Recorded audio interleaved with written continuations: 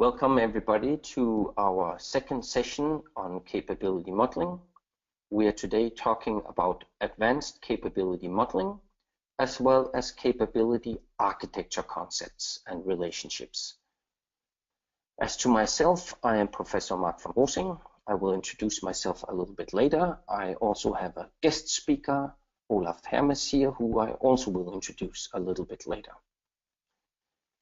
Today, my sessions will be covering, here's the introductions about myself. I will not go so much into details. Anybody having interest, you can read it or Google my name and you will find plenty of hits. As to the guest speaker that I have invited, Olaf, I have known him now for many, many years, which is also one of the reasons that I have invited him. He's a subject matter expert, so he is also not a salesperson, which I enjoy very much. He will demo some of the things in a tool and actually do the modeling.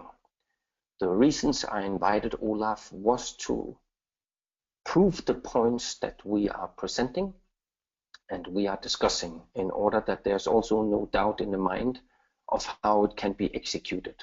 So we will both be discussing the way of thinking, a way of modeling, and a way of executing in tools. So I hope the sessions you will be enjoying it.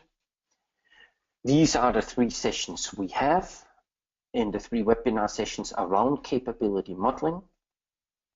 We have the introductions to the enterprise capability concepts. We have already done this. I will not cover much of this. You can see with this link, you can actually click on this. On the Global University Alliance.net, you will find under the research areas the topic enterprise capabilities. You will find both the research we have done around it for the last many years with OMG and with ISO people and IEEE and many universities. So you can just take a look and then see what you think of it. What we did in the first sessions, I will have 3 slides on it, very short, is we discussed what are capabilities. In this case, I will summarize within 2 minutes what we discussed. A capability is an abstraction that represents the ability to perform a particular skill set. For example, you as a person have certain capabilities. Also, your car has certain capabilities. So does your wife or your horse or your computer. Such capabilities in an organizational context, and that's what we are talking about. We are talking about enterprise capabilities. Now, in an organizational context, you obviously have organizational capabilities because every organization on itself has certain competencies built up that make up their organizational capabilities. They also have directional capabilities, talking about strategy, goals, objectives, everything that provides the direction. This can also be policies. This can be rules. Then there are service capabilities.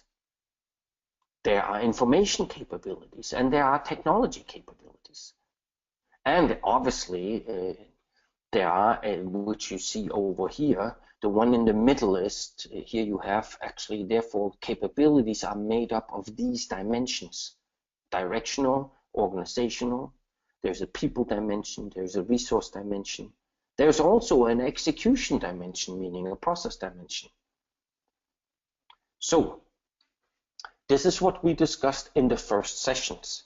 We concluded in the first sessions that these capabilities have a relationship to each other, which, I mean, in practice, if you are defense organizations, you have a command which are directional capabilities. This command relates to certain organizational dimensions, meaning certain groups or areas. It also relates to very specific people, to very specific resources, meaning weapons of mass destruction, machine guns, missiles, or other fun things you might have at home in your garage.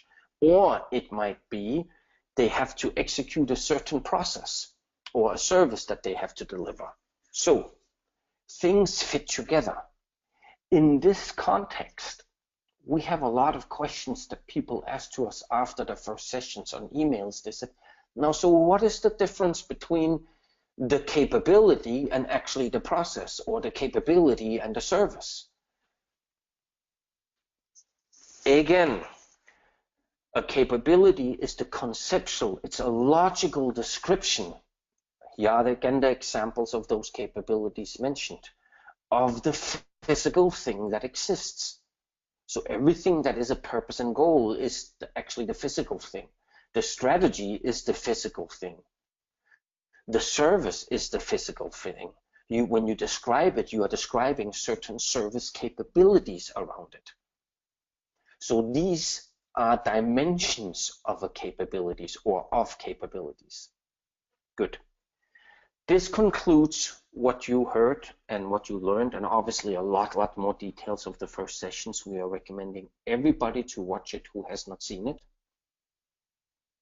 Today in these sessions, we will be discussing how to do capability modeling, how to do capabilities in the context of enterprise architecture. We will relate the capabilities together, put them into contexts, and say how should they be actually related or used in an architecture concept. We will then do examples around enterprise capabilities. We will be sharing best practices. As to myself, I will show and share in wholesale examples, actually with a best practice capability map, and actually also show how is that gone about, how do you do it. Olaf, who will be sharing best practice examples of literally the things we gave him and he put into the iGraphics tool. She was so nice to do that work and to demo it, how it actually can be executed in the tool. And I then conclude with the value of modeling capabilities. So that will be the sessions what we will be covering today. Jumping into it, the first example I actually took, you see here in the bottom, you will literally see the Google search. I just gave in Microsoft computer capabilities. Now, I am not doing any marketing and sales for Microsoft. As a matter of fact, I have no Microsoft products anymore, so I thought it would actually be a perfect example. You could be, which I did, so I Googled Microsoft computer capabilities and I actually found literally this picture. This picture demonstrates, and we don't need to go through all of them. It is a very simplistic example of how organizations are doing it. They on the left show the capabilities. On the top, they show their devices. And then they are saying which device has which capability. So from the following, we can see that both internet search, voice, video, and audio recording, conferencing, and collaborations can be done by all of their devices. So this is a shared capability. What can also be understood is that one capability within one device can support another capability, so they have a relationship, which proves our session number 1 topic, which we will be showing today how you model such ideas. What, however, you also can see is that, for example, the laptop or the slate table PC, which has become now very modern based on the Apple products, you would see here that support of small amounts of typing can be done by 3 of their devices, but not by their smartphones. Now, this is a strategic choice, obviously, by the company, and I don't want to sit and discuss the product nor the service nor anything else that has nothing to do with our discussion. But what very helpfully is the center of this discussion is the ability to type small amounts and support it is not done in the smartphone, it's done in some of the other products. Here you can play music which you cannot do. It supports music compositions, which is not done on a smartphone either. Now that means that it would be totally different capabilities. They have nothing to do with each other. They actually, now they might be supporting each other in the tablet PC together, but in the smartphone they are not, which is a very important conclusion we want to do. A capability is not equal to all things. What we see many organizations do is they just put capabilities in one big Excel sheet and they don't differentiate there. They just have one big listing of it. They don't do it by literally here, where they have different groups and another different group, or these would be areas of devices, and these would be the groups of capabilities. And then you could maybe even specify the capabilities within it. So, how does capability modeling typically start? Well, by the way, this example right now is not supposed to be read. I'm going to the Excel sheet in a few seconds. It all starts with a capability map. Now, for those of you who think you can go around the enterprise and document the capabilities directly into the tool, please rethink that strategy. You obviously need to document it somewhere, and you need to check it, and it also needs to be checked for consistency across others, because multiples will be doing it. If not, your repository in the end of the day that you have in a tool will be a mess. But we know that very well from service modeling, service-oriented architecture, and process modeling. So this is not a new hint. This is just hopefully a lesson learned from other modeling techniques. So, basic structure that such a capability map should have is you should have the areas. Then you should have different groups, and then the specific capabilities. If you have all the specific capabilities in one big listings, you actually can't differentiate them or don't understand them enough. Let me jump to the Excel sheet to actually prove this. If I would focus here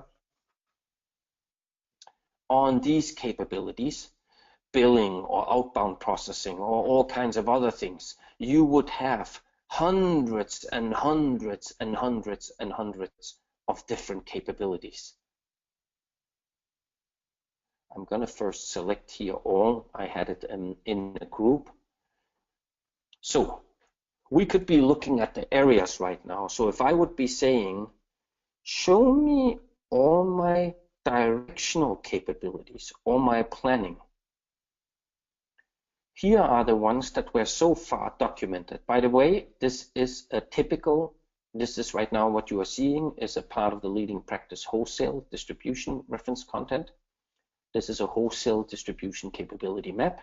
You actually see on the bottom here, you also find that in aerospace, defense, airline, automotive, OEM, automotive supplier, banking, chemical, commercials, consumer products, food.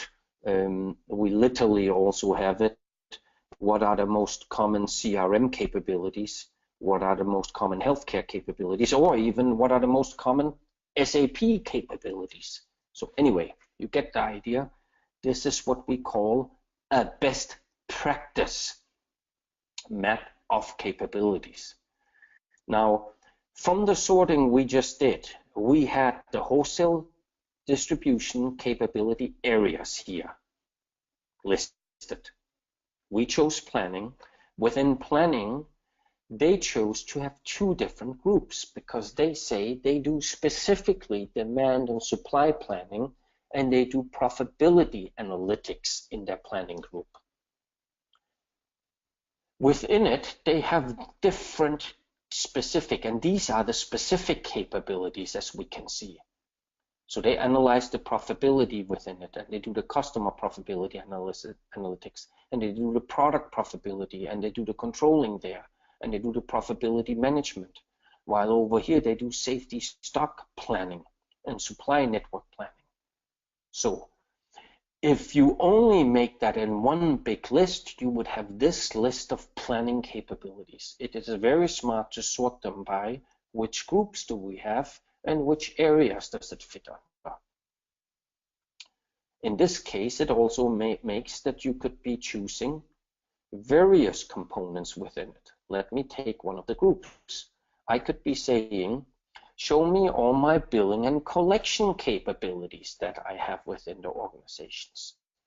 In this case, they are found in order to cash that they are doing, and they have these specific capabilities within billing and collection. So you get the idea. Obviously, this can be used very advanced also to model very specific topics later on. I have personally been involved within the telecommunication organizations where the billing and the collection capabilities needed to be modeled, and that goes across multiple business units. So this is a capability group. This is not organizational areas or organizational groups. This is a capability group which can be found in multiple organizations. For those of you who know wholesale or telecommunication or others, you will know that actually billing is done in multiple groups, organizations, divisions, etc. Good. Let's go back to the presentation. So it all starts with a basic map. Hopefully from now on, when you will do a map, you will actually already start to put some structure into it. If you need help with it, please feel free to write me an email. I am happy to help you with it or send you a basic example. So, next one. Then, once you have all these different capabilities, the way we just did. So we had over here an example of planning capabilities, and we had an example of billing capabilities, which were found in the systems, which information capabilities. The most basic thing then done as a step number 2 is actually you start relating different capabilities together, because there is dependencies of capabilities, also relationships. Sometimes it's only one way, meaning this capability gives that capability a direction, while other times this capability actually is dependent upon and relates to this.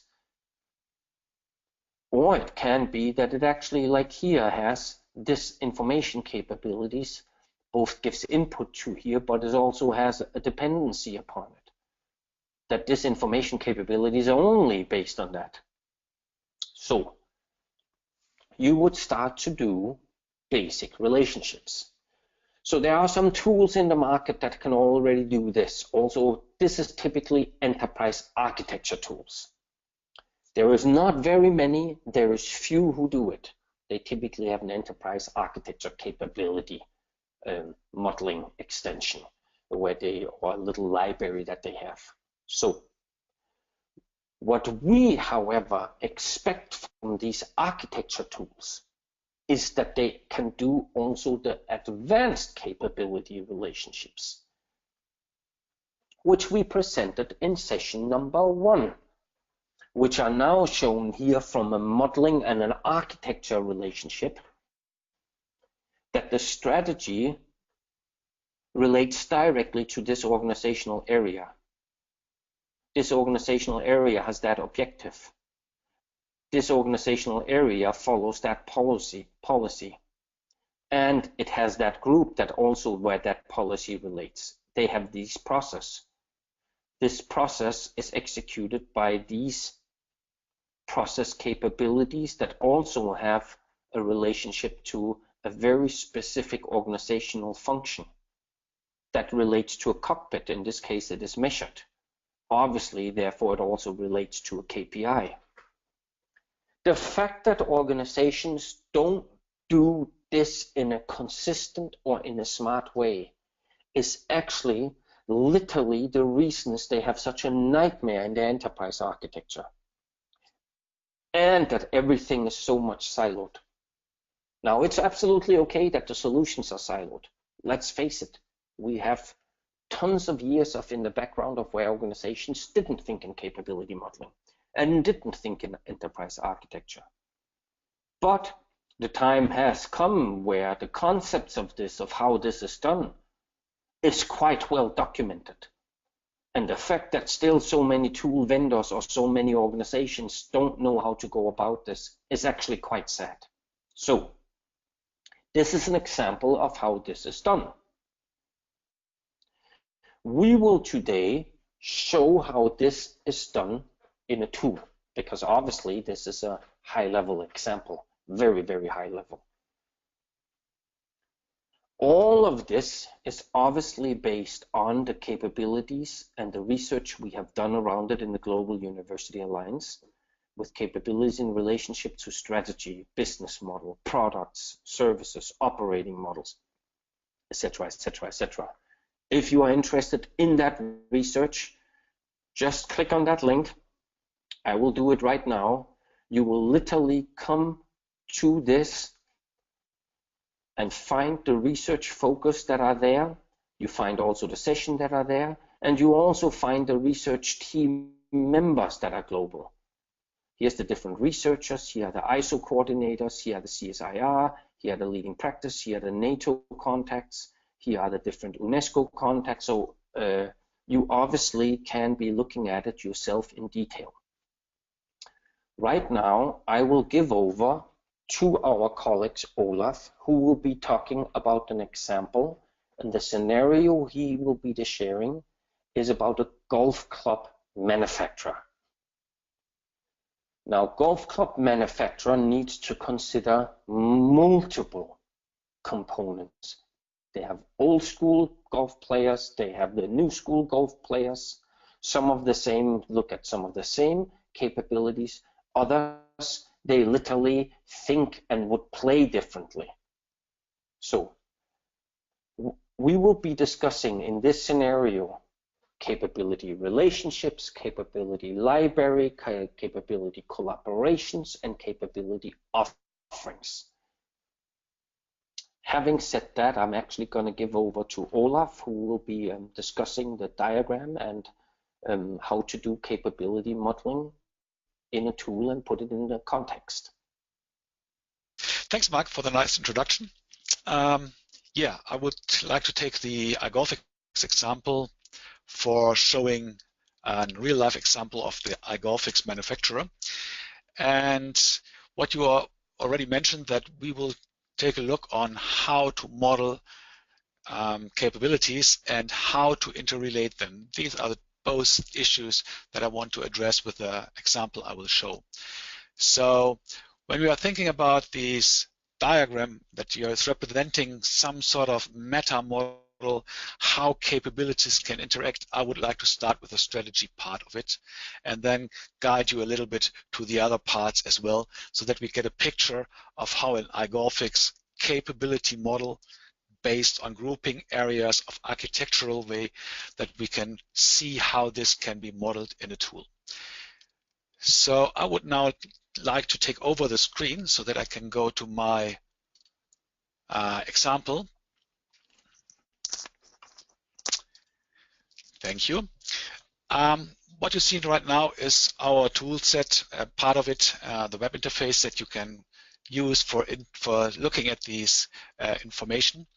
And when you take a look at here, we see on the left side the structure, and this structure is based on the meta model in the background. And what you see on the top here are strategies, and you see a folder for requirements, for business rules.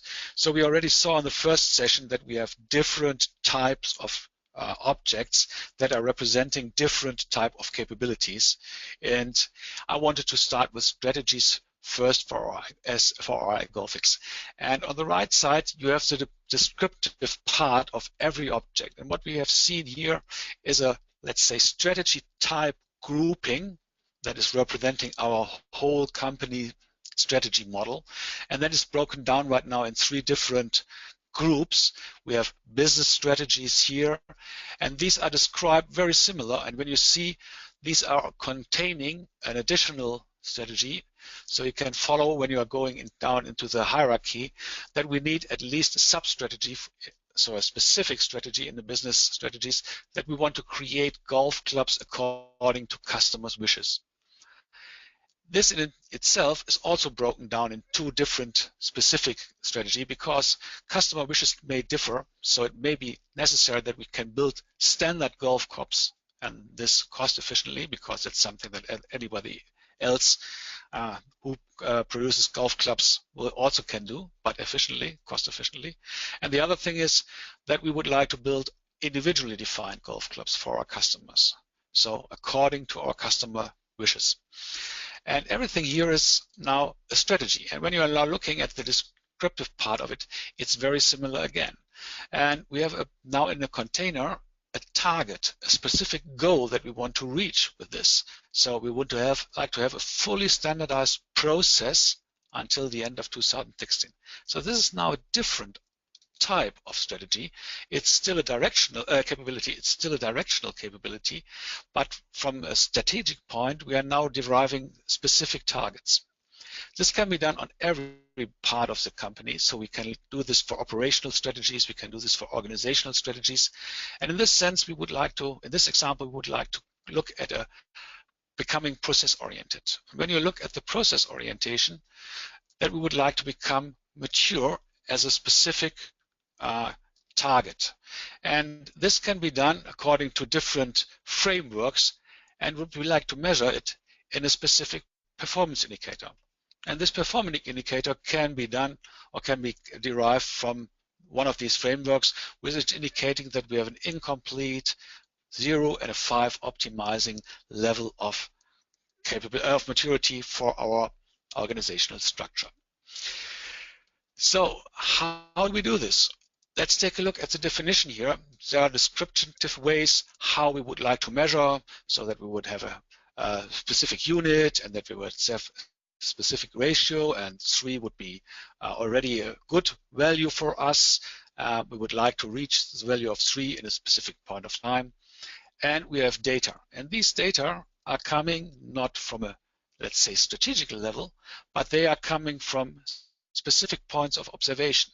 So we have specific capabilities, and one of these is assigned to a specific process, so to a handle order process. So now, starting with a strategy, going down to a target and going down to a performance indicator that is representing the degree of fulfillment of this target, we are now going to the process where we can observe one part of the overall measurement here. And when you're looking at the same, at the right side again, it's still giving you a same type of description. So capabilities are typed, are grouped, but they are from a different, let's say, business value or of a different type, but they can be described in a very similar way, like an object. Let's go from this performance indicator that is showing how good we are in our process handle order. Take a look at the process handle order object, which is a process object and therefore a capability.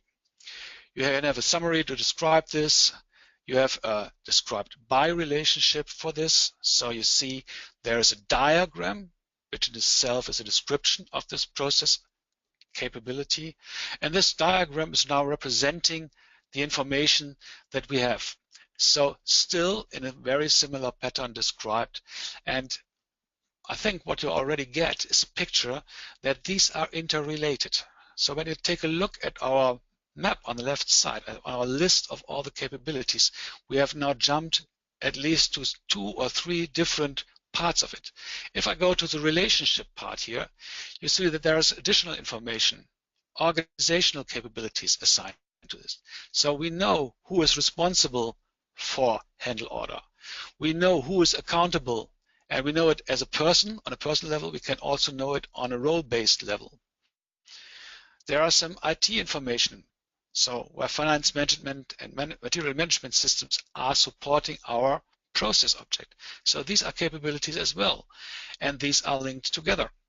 So from my perspective, what we really see in this implementation of the example is that the type of a, let's say, of a capability can be very different, but they are all integrated in a meta model that was the starting point of this. So you saw this little map that Mark already presented to you, where we can see at least some of the relationship in between.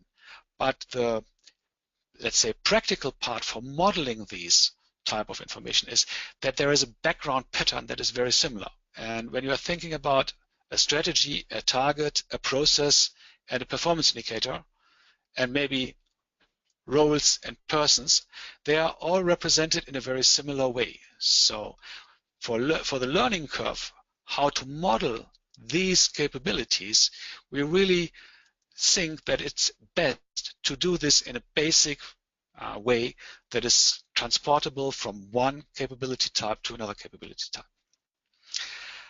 Mark, I hope I have made the example a little bit clearer how such an implementation can be done. And I would like to give it back to you. Yes, thank you very much. That is more than kind of you. I will be now presenting based on what we had Olaf actually demonstrate here. Now let me mention some of the things that I think that Olaf really good proved and also demonstrated to us. First of all, capabilities need to be related together and can be related together. Furthermore, capabilities should not all come into one big repository, all just one mismatch. They obviously should be all together combined in a repository, but it needs to have the right abilities to relationships. In addition to that, I think what was a very important that was mentioned, and now we are touching the subject of value of capability modeling, is if I document my capability, what is it I get out of it? Well, first of all, I don't only have what are my existing capabilities, I also have what do I want to change? If I'm not happy with it, what do I need to model? And that's why we use capability modeling. Because if you are not happy, and this is how it's used in defense, if you are saying, we are not very strong with these capabilities, we must become much better, you can start doing your scenarios. So you don't have to do real life changes all the time only based on learning and trial and error. This is a new way of doing modeling. It's a new way of development. It's actually the one that gives the highest success rate for transformation and innovation, which is also mentioned by many. We know that McKinsey is mentioning that the high rate of failure in transformations and innovations is based on that they actually don't know what they're documenting and how they are relating things together. So it starts with documentations, which I also mentioned as the first step. Secondly, you need to relate them. Now here, normal enterprise architecture tools should be sufficient if they have a capability concepts within it. But now I'm having the next steps of, here's the gap of the existing enterprise architecture tools.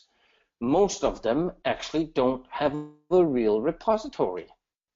They are nothing else than an advanced drawing machine.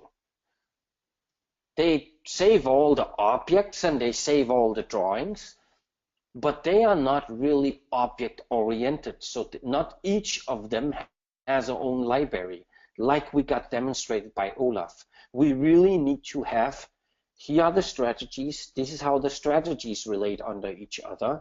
These are the strategy library components. Now we can relate them, as we shown before, to the targets that needs to be achieved, the objectives.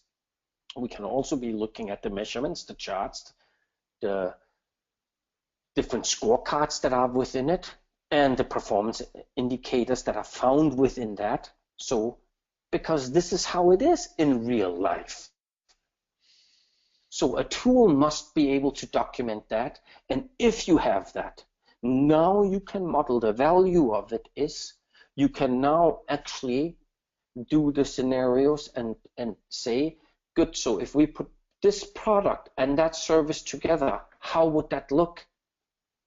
You could rethink the whole value offerings to the market of saying, good, if we're putting this together with these resources, how are we doing this? So it's great for planning, it's great for execution, and it's actually great for the way of working, the way of modeling, and the way of executing. This is basically why you are doing capability modeling. Now, let me very short, we will be talking about value as we are moving on. I do, however, want to mention, because we had a lot of requests for comment from it before, that where we might not have detailed it. This is not any marketing sessions. I have nothing to do with it. It's just fair for what Olaf did, because Olaf is in no way related to me, to my organizations, or the universities. He literally comes from a company. I just happen to have had him in a training sessions, I think 4 or 5 years ago, and we built a relationship because he lives to the next country to mine. So anyway, what Olaf presented here, and Olaf, maybe you can use some few words of describing some of the things that are within our graphics origins, because I know way too little to detail it. Okay, in this case, I showed you the platform, which means that it's a basic foundation for the web interface that you saw. And we take a look in the architecture part, where we can create all these enterprise objects that are representing capabilities. And we needed, in this case, I showed the performance part for the measurement that we have seen. So these are the building blocks that we have seen today. So only the platform, the architecture, and the performance extension for this, and obviously for really looking at something, the web access to the interface. Wonderful, thank you. That just helped. So we are jumping back actually to our collaborative network that we just saw here, which we also discussed, where I'm doing the conclusions of this. So what are your takeaways for today? The capabilities are abilities. Capabilities have the benefit of, when you are documenting them, that you right now have what are our existing capabilities, meaning abilities. You can now start to relate them together. In this case, a requirement is that you have a tool, or you need to be doing it into the drawing. If you only have Visio or some other enterprise architecture tools similar to Visio that actually are drawing them, like Archimate or others, it is better than nothing, because you are right now, you can draw them, you can relate them.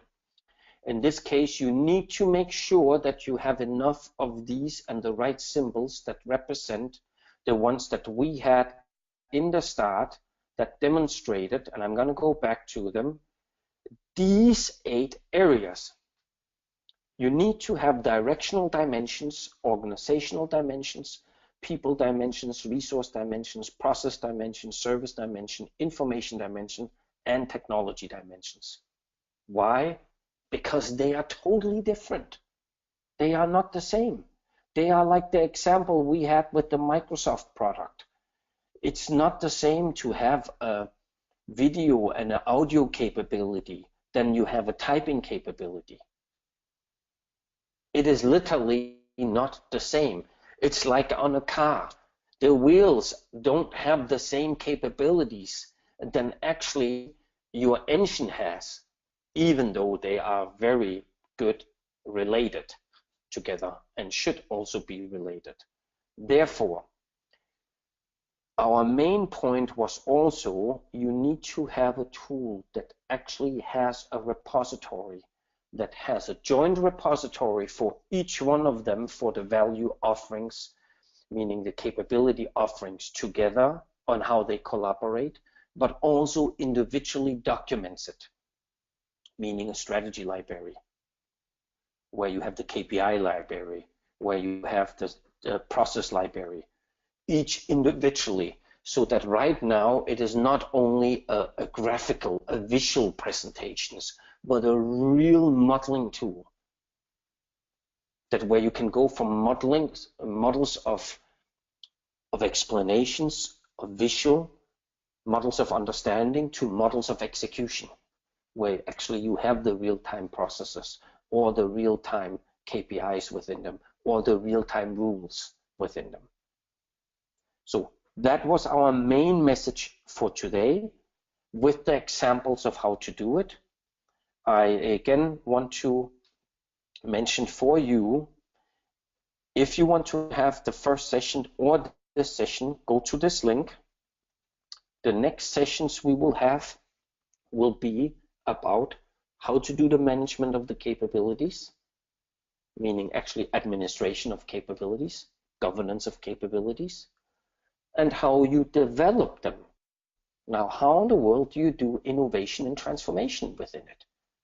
Because just modeling it won't transform your organization or innovate it, which was also the reasons, that was the third part that we saw many organizations not doing right and some doing it very right. So we documented how do you go about it. If you have questions to myself, feel welcome, write me an email or go on the link you had before.